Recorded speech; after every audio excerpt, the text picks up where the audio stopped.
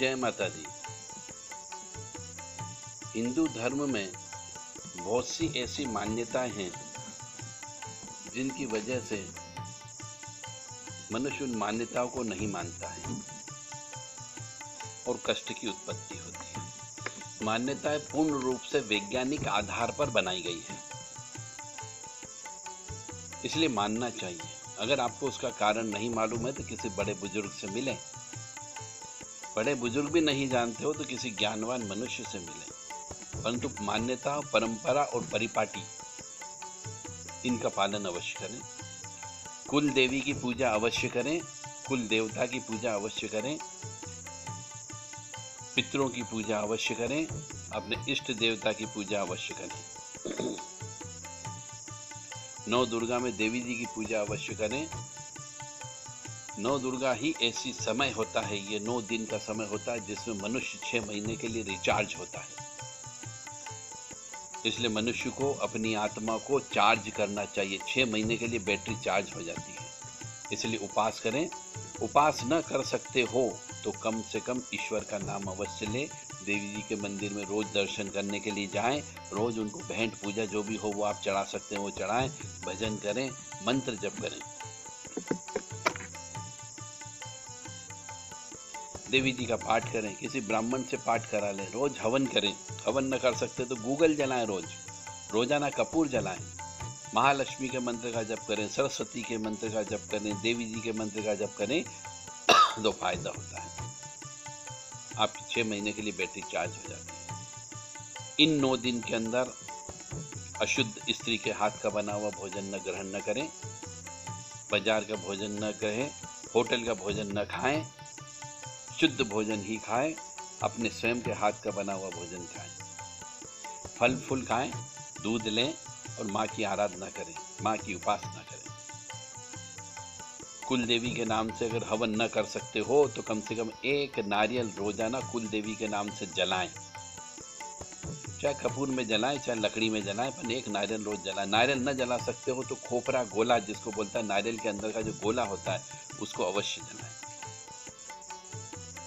अगर वो भी नहीं जला सकते हो तो कम से कम 1 मिठाई का पीस कंडे पर रख करके अवश्य जलाएं, ताकि कम से कम आपको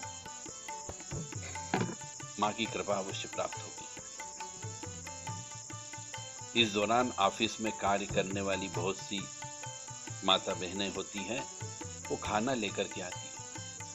आपको मालूम नहीं होता कि वो खाना शुद्ध है या अशुद्ध है, शुद्ध अवस्था का बना हुआ कि अशुद्ध अवस्था का बना हुआ है।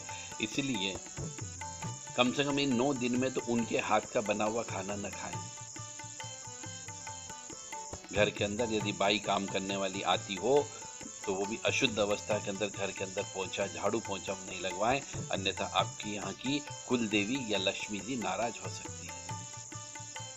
अशुद्ध अवस्था में घर के अंदर यदि पोंछा लगाते हैं तो पूरा घर अशुद्ध हो जाता है, वहां पे देवी माँ की कृपा प्राप्त नहीं होती है। अशुद्ध अवस्था में यदि कोई भी माता बहन झाड़ू को उठाती हो, क्योंकि झाड़ू से दरिद्रता निकाली जाती है, और यदि उस झाड़ू की पूजा एक लक्ष्मी के रूप में की जाती है, और यदि उसको अपन हाथ लगाते हैं उस अशुद्ध अवस्था में तो लक्ष्मी मैया हमारे घर को छोड़ के चली जाती है। इसलिए अशुद्ध अवस्था में झाड़ू न लगवाएं, पोंछा न लगवाएं, बर्तन न धुलवाएं।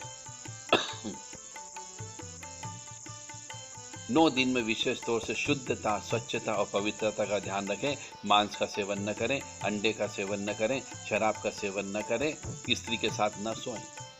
चाहे अपनी स्वयं की स्त्री हो तो भी नहीं सोना है।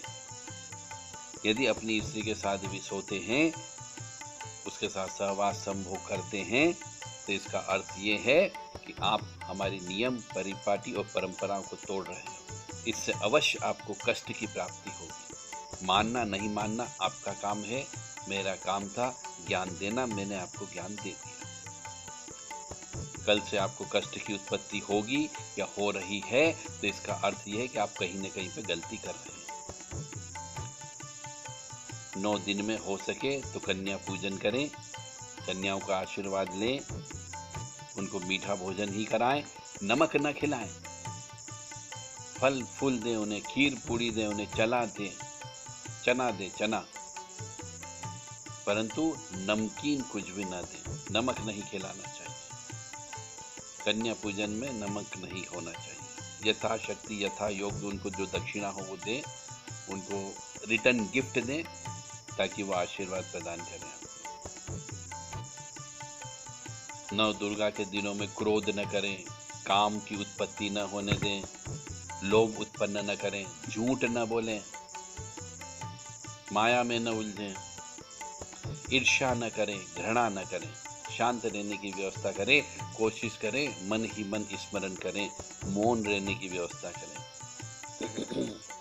किसी भी देवी जी मंदिर में दर्शन करने अवश्य जाएं, वहाँ पे नारियल अवश्य चढ़ाएं, मिठाई अवश्य चढ़ाएं, फूल माला अवश्य चढ़ाएं, पान का बीड़ा बना हुआ पान अवश्य उनको चढ़ाएं। उससे देवी माँ बहुत प्रसन्न होती है।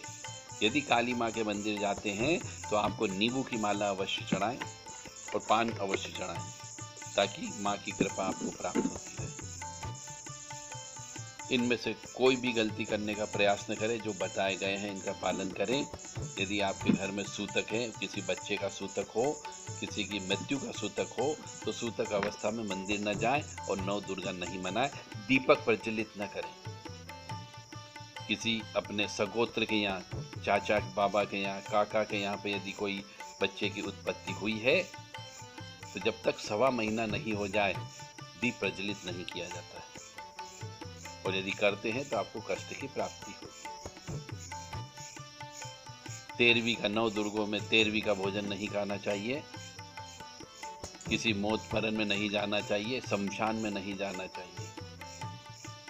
शुद्धता, स्वच्छता और पवित्रता का फिर से पालन करें, पूर्णतः पालन करें। घर के अंदर जाले लगे तो उनको अवश्य निकाल दें, और सूर्यास्त के समय पर कपूर, लौंग और गूगल अवश्य कंडे के ऊपर जलाएं, इसकी धुनी दें जिससे लक्ष्मी जी की कृपा प्राप्त होगी। जय माता दी, आप सब खुश रहें। दोबारा से माँ जगत जननी से प्रार्थना है कि आप सब लोग को सद्बुद्धि प्रदान करें ताकि आप इन नियमों का पालन कर सकें। जय माता दी।